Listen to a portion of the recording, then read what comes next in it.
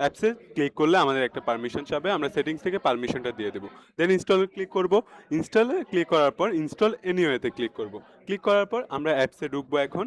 এখন আমাদের যেহেতু অ্যাকাউন্ট নেই, আমরা সাইন আপে ক্লিক করে আমাদের অ্যাকাউন্টটা ক্রিয়েট করে নেব। সাইন আপ থেকে আমরা অ্যাকাউন্টটা ক্রিয়েট করে নিয়ে দেন আবার আমরা লগ ইন করবো। লগ ইন ইমেলে আমাদের যে সাইন আপ করার ইমেলটা ওইটা দিব এবং পাসওয়ার্ড দিয়ে লগ ইন করে নিলে আমাদের অনেকগুলো পারমিশন চাবে। এখান থেকে আমরা সবগুলো পারমিশন দিয়ে নিব।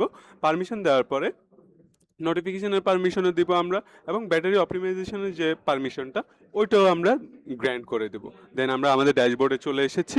ড্যাশবোর্ড থেকে সর্বপ্রথমে আমাদেরকে ফ্লোটিং বারটা অন করতে হবে। আমাদের যে ফ্লোটিং থাকবে ওটা আমরা অন করে দিচ্ছি, বাবলটা। দেন অন করে দেওয়ার পর বাবলটা চলে এসেছে। এখন আমরা প্রোডাক্ট প্রিসেট সেট করব।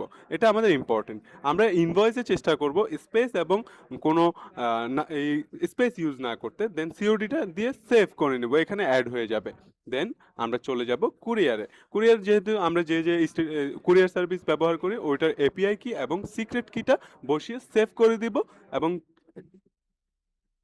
দিব এবং ডান। সব কাজ শেষ। এখন আমরা অর্ডার কনফার্মেশনে চলে যাব। আমাদের কাস্টমারের দেওয়া ইনফরমেশন ক্লিক করব, কপি করব, অ্যান্ড দেন বাবলটা ট্যাপ করব। দেখবেন সব অটোমেটিক হয়ে গেছে। জাস্ট আপনি ইনভয়েসটা সিলেক্ট করবেন, then send to courier, done.